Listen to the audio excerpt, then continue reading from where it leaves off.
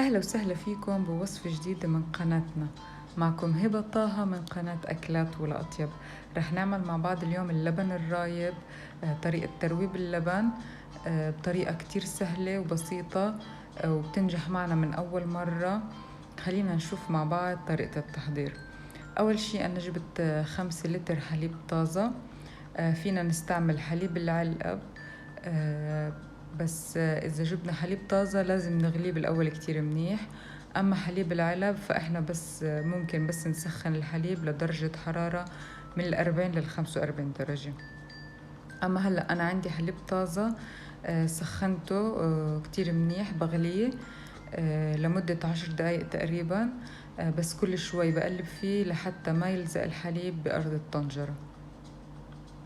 أول شي بحطه على حرارة متوسطة، وبعد ما يغلي بوطي الغاز على الخفيف وبخليه يغلي 10 دقايق.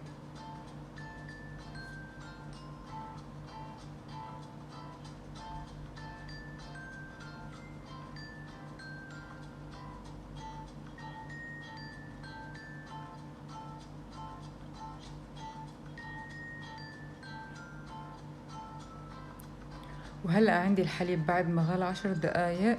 هلأ بخليه على جنب، بستناه لحتى يبرد، لحتى تصير درجة حرارته من 40 ل 45 درجة. بنعرف انه الحليب صار جاهز بس بنحط اصبعنا بقلب الحليب لمدة 10 ثواني، بنعد لل10. اذا قدرنا نتحمل درجة الحرارة بنعرف انه الحليب صار جاهز. هلأ أنا عندي هون لبن زبادي أو لبن رايب جاهز. أهم شي إنه يكون مدة صلاحيته جديدة وطعمته تكون طيبة. لكل كيلو حليب بدنا معلقة كبيرة مليانة لبن. أنا هون احتجت 5 معالق كبار، إجوا عندي كوباي. بنحرك شوي، بس شوي بنحرك اللبن تحريك بسيطة، وبنخليه بمكان دافي، بنغطيها بشرشف أو بحرام من 4 ل5 ساعات.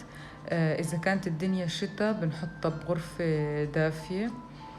وهلأ هيك عندي تقريبا بعد 5 ساعات صار اللبن جاهز.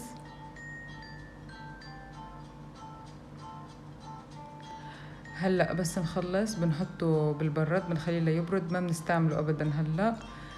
بنخليه يبرد وبنستعمله بعد ما يبرد.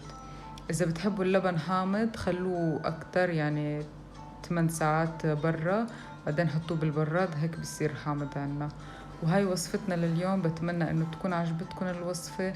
إذا عجبتكم الوصفة ما تنسوا تعملوا لايك للفيديو وتشتركوا بالقناة وتفعلوا زر الجرس لحتى يوصلكم كل جديد.